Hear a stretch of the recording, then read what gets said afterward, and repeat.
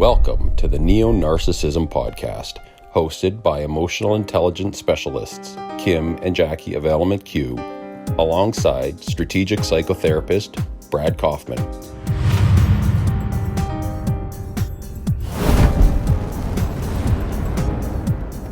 Hi everyone, welcome to the Rise of the Neonarcissism Podcast. My name's Kim.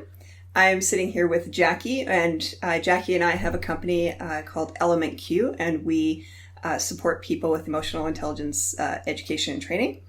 And we have partnered with Brad Kaufman, who is a psychotherapist, and he's our strategic partner for this.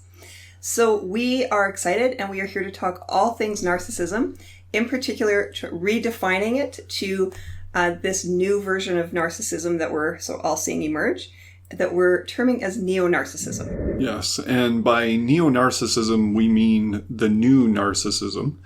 And like Kim's talking about, the narcissism that seems to be emerging at this other level in society. We're going to get to the bottom of what narcissism in and of itself is, and then, of course, talk a little bit more about neonarcissism. Yeah, so it's vague. There's a lot to talk about. If you're like any of us, most likely at some point in your life, you've experienced or run into a narcissist. When you're impacted by narcissism, it does take quite a toll on you mentally and emotionally. And we could even say physically, spiritually, socially, financially. I mean, we can just go down the whole list. In every way. In every way. I think that's really the reason why we're doing this. Our personal stories with narcissism is what's motivating us to try to share this information to help others impacted by it. Like you're saying, Jackie, that's another reason why we're doing this podcast, is so that we can help get the information out there. And there's a lot of people doing this good work right now, but we feel the more the merrier in this space. So that's definitely why we're doing it, to help people identify it, get out of the abusive trends or the abusive cycles, as well as heal from the abuse too. Maybe some people are struggling with narcissism in and of themselves and don't actually realize that this is what's happening, and this is why their relationships crash and burn over time, or why they cycle through people the way that they do. So this might be informative for those that have the traits of narcissism as well. Yeah. Hi everyone, welcome to the Rise of the Neonarcissism Podcast. We are excited, and we are here to talk all things narcissism, in particular redefining it to this new version of narcissism that we're all seeing emerge, that we're terming as neonarcissism. Yes, and by neonarcissism, we mean the new narcissism.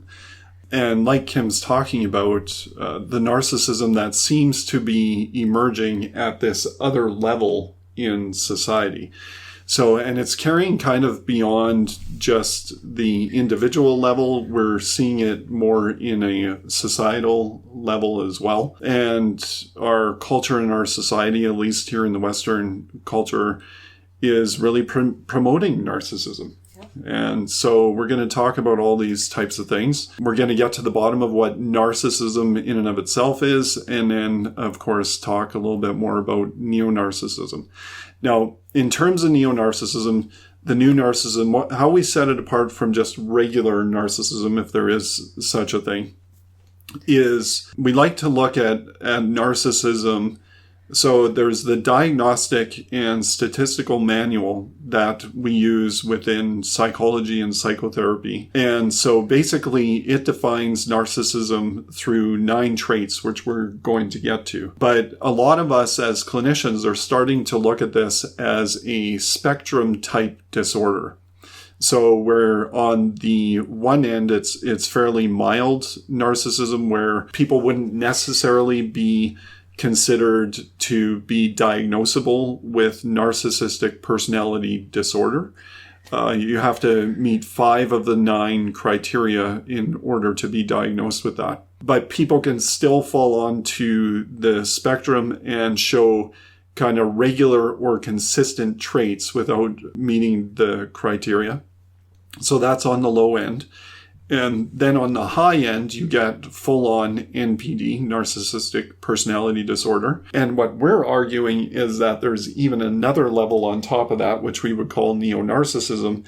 And basically what that is comorbidity with other disorders. So basically what comorbidity is all about is like the coexistence of two disorders happening simultaneously, or more than two disorders happening simultaneously. So in true neonarcissism, what you see is NPD combined with oftentimes a mood disorder or a dissociative disorder, something we used to know mostly as multiple personality disorder, as well as cognitive disorders such as like delusions. Of course, this idea of grandiosity and grandeur isn't foreign to the concept of narcissism, but this is something else where a person could actually be officially diagnosed with delusions. That's kind of the definition of neonarcissism. And then all of the things that pour into neonarcissism, the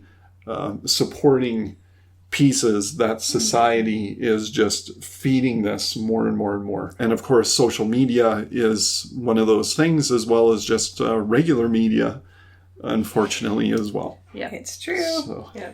Yeah, so it's big. There's a lot to talk about. And so, I mean, it really can get to some pretty great depths, I think, that hopefully will be really supportive for people. Mm-hmm. I think everybody's probably run into what most people would term as like an overt narcissist, or somebody we can clearly see as a bit, well, maybe not a bit, but quite grandiose in their belief of who they are and how valuable and important they are in the world.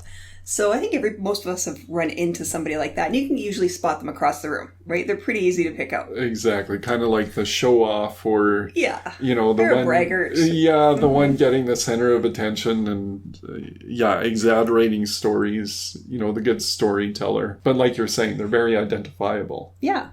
And probably, they'd be quite charming, right? So they would stand out. Yeah. So then, what does that look like in a neo-narcissistic sort of perspective? Mm-hmm. I think that's an interesting one, because when you combine that with a comorbidity, with one of those comorbidities, it might also look like not necessarily just the sense of they're the best or grandiose in a positive way. It could also lean towards like they're the best victim, right? Mm-hmm. Or grandiose on the other side of it as well, yes. Right? So nothing ever works out for me. This things always happen to me, right? But like in a much more dramatic way. Yes. Mm-hmm. And ultimately what you're talking about there too is they tend to have very polarized thinking. Mm. They can believe they're the hero at one moment, but then they can believe that they're the victim the next. Mm-hmm. And it's like there's no real in-between space. It's either one extreme or the other. They're on the pedestal or they're on the ground. Right. Right. Yeah. Now, should we jump into the traits of narcissism and just kind of express what those are? So now these are the 9 traits according to the Diagnostic and Statistical Manual. Really, what narcissism is, and I'm just going to read it straight from the manual itself, just so I don't miss anything here. It is a pervasive pattern of grandiosity in fantasy or behavior, need for affirmation, and lack of empathy, beginning by early adulthood and present in a variety of contexts, as indicated by 5 or more of the following. So here are the 9 traits. Number 1, has a grandiose sense of self-importance, exaggerates achievements and talents, expects to be recognized as superior without commensurate achievements. So basically thinking that they should receive accolades or recognition for something they haven't achieved in that sense. And that kind of leads into number 2. They have a preoccupation with fantasies of unlimited success, power, brilliance, beauty, or ideal love. Number 3, they believe that he or she is special and unique and can only be understood by or should associate with other special or high-status people or institutions. Number 4, this tends to be a fairly big one too, requires excessive admiration. And I would say adoration, again, recognition and appreciation. Number 5 has a sense of entitlement. And this is what our culture breeds so incessantly at this point, creating unreasonable expectations of especially favorable treatment or automatic compliance or conformance with his or her expectations. Number 6 is interpersonally exploitative. So basically manipulates or takes advantage of other people to achieve his or her own ends. Number 7 lacks empathy. They're unwilling to recognize or identify with the feelings and needs of others. Number 8 is often envious of others, and this is a big one, believes that others are envious of him or her. Mm-hmm. And number 9 shows arrogant, haughty behaviors or attitudes. So now, if you're like any of us, most likely at some point in your life, you've experienced or run into a narcissist. And I know that both Kim and Jackie have had some experience with this in their own lives as well. So when you're impacted by narcissism, it does take quite a toll on you mentally and emotionally. And we could even say physically, spiritually, socially, financially. I mean, we can just go down the whole list. In every way. In every way. Yeah. Yeah. I think that's really the reason why we're doing this. Mm-hmm. Yeah.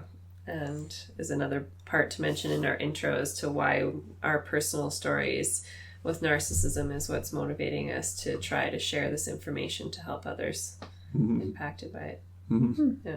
Yeah. Yeah, absolutely. It's, I grew up in a household with a narcissist, and I can say that it changed. It really changed sort of the course that I really probably would have been more intended to be on, right? So it changes how you perceive yourself and others.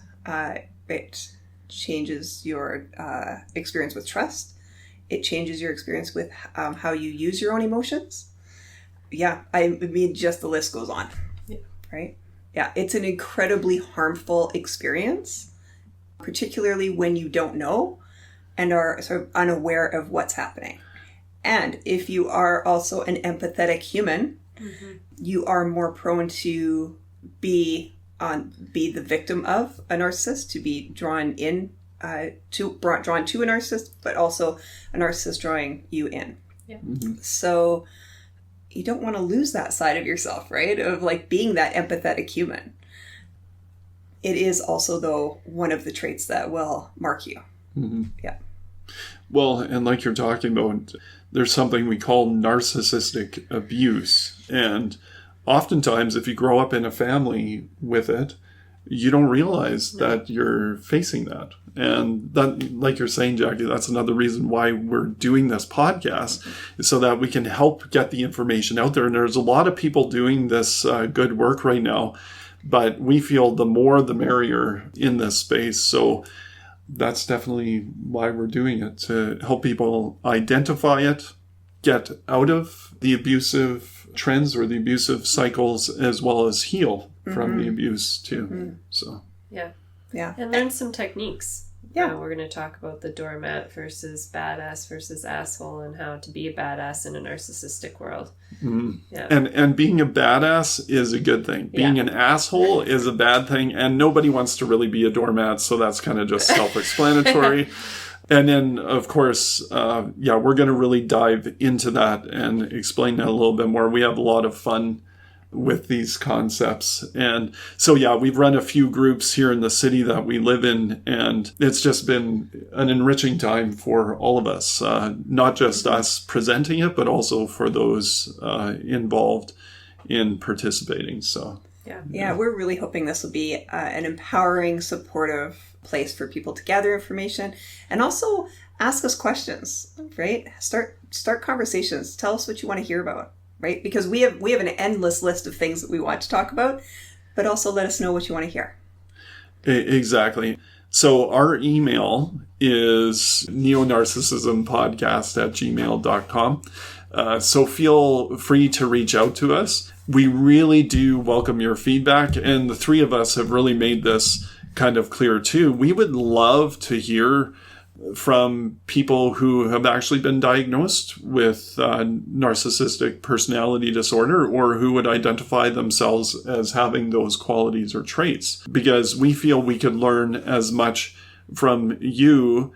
And, hopefully this can be a supportive podcast. Maybe some people are struggling with narcissism in and of themselves and don't actually realize that this is what's happening, and this is why their relationships crash and burn over time, or why they cycle through people the way that they do. So this might be informative for those that have the traits of narcissism as well. Yeah. Well, why don't we kind of wrap it up there? This is a good intro, and stay tuned, because what we're going to do is we're going to jump into these traits a little bit further, and of course really take a look at this whole neo-narcissism picture. And again, we feel this is kind of a conversational podcast. We would love to hear from all of you, and we'd like to explore some of the questions that you have, or some of the frustrations, or hurts, whatever it is. Yeah. Mm-hmm. So, well, thank you for joining us, and we hope you join us for future episodes. Thanks, everyone.